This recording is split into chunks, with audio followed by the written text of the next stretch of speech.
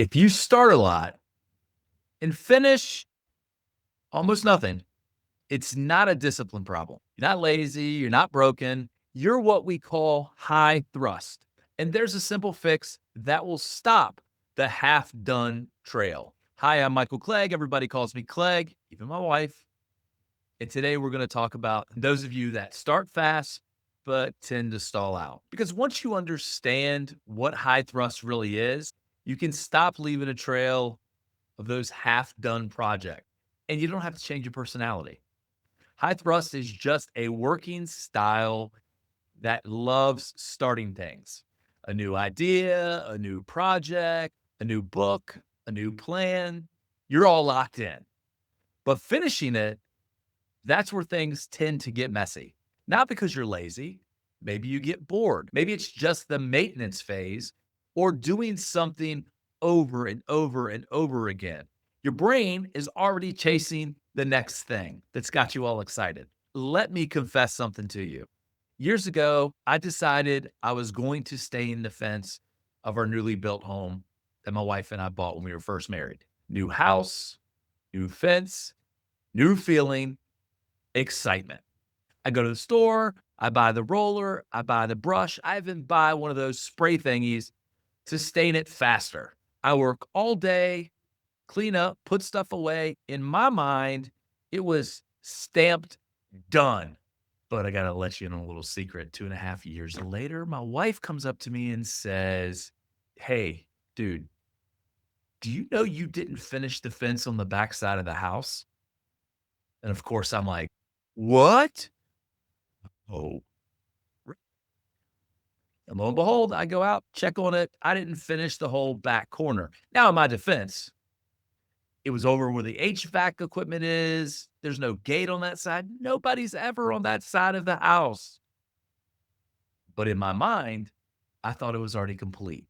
Honestly, I'd forgotten that I didn't finish it. But here's why this matters. A lot of high thrust people label themselves undisciplined or lazy.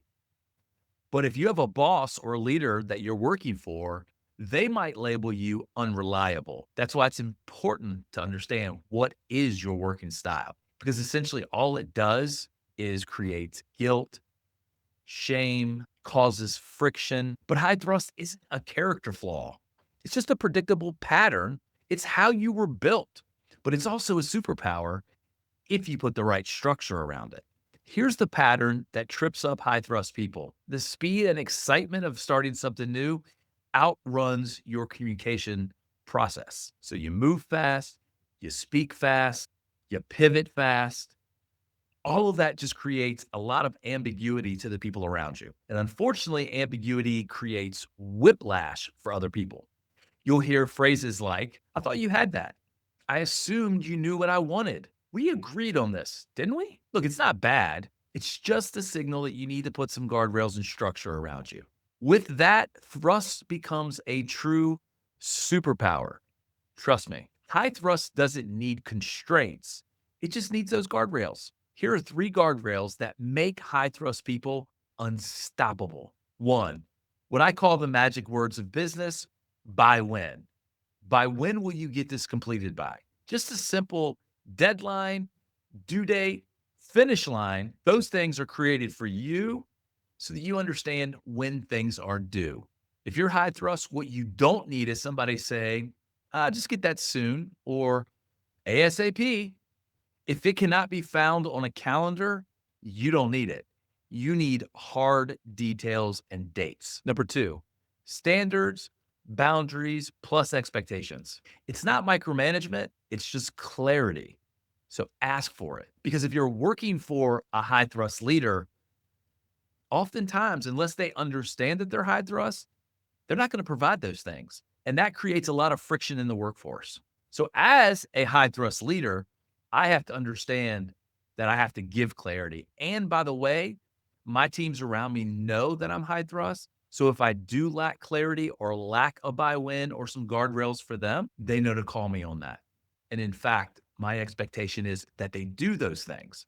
But if you're working for a high thrust and they don't know they're a high thrust, that can create some problems. And number 3, the definition of done. This one changes everything. As an example, last year before the holidays, it was my last working day before I went home for Christmas. I text my wife, like a good husband should, and just asked, "Hey, do you need me to pick up anything on the way home?" And her response was a phone call. Well, my wife hates talking on the phone, so I picked it up pretty quickly. And she says, "Hey, Clegg, our toilet in the master bath is continuously running. I think you need to get one of those kits." So I immediately say, "Hey, no problem. I'll swing by Lowe's. I'll pick up one of those kits and I'll fix it when I get home."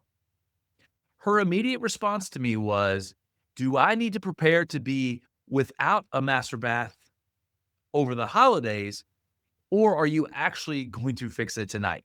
So what she provided to me was the by when and the definition of done.